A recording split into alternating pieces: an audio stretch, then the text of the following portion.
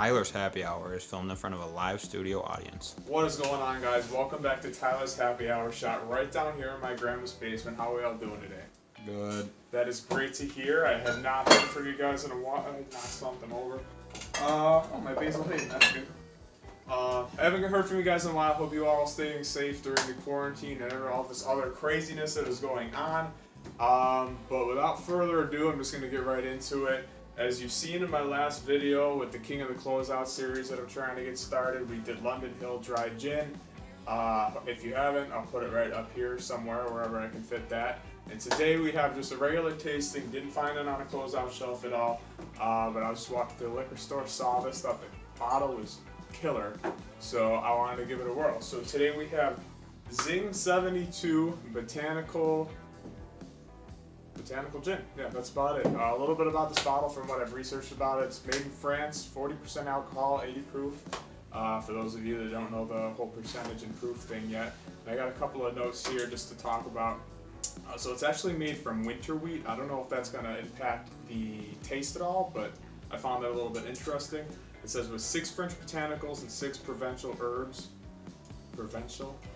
Like the province, like that. Yeah, I don't know how to pronounce that. But these botanicals and herbs include juniper, blueberries, lemon, peel, lavender, thyme, and chamomile. So just based off reading that and what I have read, it's going to be more of a floral gin. A few websites said that it's got more of a juniper up front and then it finishes really clean and really floral. So we are going to be giving it a whirl today. I did want to read something on the back if I can stop tripping over my words. The word Zing 72 is an anagram of gin and Z. The 72 stands for the 72 hours of maceration time of the botanicals. Enjoy Zing 72 in cocktails or with our own famous recipe of Mangino cocktail. So there's a little recipe on here that says Mangino. It's 1.5 ounces of gin, 1 ounce of fresh lime juice, 10 mint leaves, tonic water, and ice, of course. And in my little $24.99 purchase, I got a little copper mug, I guess. Not real copper, but you know, it's a really nice mug. It'll go in my cup collection perfectly fine. So without further ado, I'll just grab a little glass here and we'll try to taste it. Oh, there is also a thing hanging off of it that says Los Angeles Craft Competition International. There's a gold award winner in 2017. Now, like I said before, I am a really big gin guy. I like my gin a lot, and I had never heard of this one, never seen it. Even finding some reviews on it were kind of hard, especially with the one app that I usually use. It didn't even have it there. So yeah, but really why I bought this bottle was I saw the little gold medal hanging off of it. I thought the packaging was really cool, and it was only $24.99 for a $7.50. I've spent way more money on some pretty bad gin, so I figured for 25 bucks at least I have the bottle looking nice.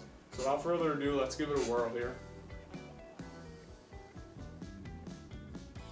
So all I'm really smelling on the nose, it smells pretty juniper heavy, but you know, when you smell it a few more times, there is those floral notes to it. I don't smell any of that specific lavender or chamomile, but juniper and then just some floral notes. I'm not too sure what that is. A little bit of citrus too. It's not prevalent, but it's definitely more floral than citrus smelling.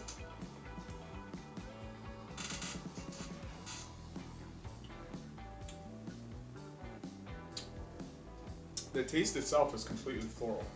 I smelled a lot more juniper than I did the floral notes. My brother's loading up a TikTok behind there. Cut it out, man. I don't have my normal camera guy if you couldn't hear the voice. Alex had some stuff to do today, so I got my brother here. He's watching TikToks in the background, so I can't find good help nowadays. Anyway, but when you taste it, you know, there's not much citrus in there. Like I said, there was lemon peel in there.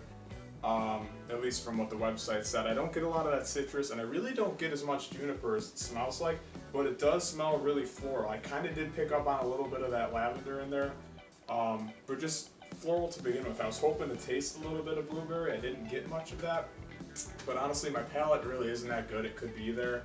I'm just way off. I'm trying to develop it more, do a lot more tastings, try a lot more spirits, and see where it takes me. But yeah, overall, I mean, the finish was very clean. It didn't burn. Like I said, it's only 40% alcohol, so I wasn't really expecting a burn. But everything that I read online said it was a very clean finish. and I couldn't agree more. So be sure to like this video. I do plan on doing more gin, like I've said before. I'm a big tequila guy, I'm a big gin guy. So I try to buy some interesting bottles, and usually, in my opinion, those are two of the really complex spirits you can get, and they get really creative and stuff. I do like my whiskeys as well though. But I plan to get it on my hands on as much gin and as much tequila as I can. So if you like gin, tequila, or you've heard of this at all, please like the video. If you know any more information, please comment down below. I've had a lot of people actually reach out to me, comment on a few of my videos, and they teach me stuff that I don't know. So I always appreciate that. I always like to learn as much as I can. I do have to get going though. I know my brother was loading up some TikToks, but we gotta go get my grandma ready for a TikTok herself. Like, subscribe, and cheers.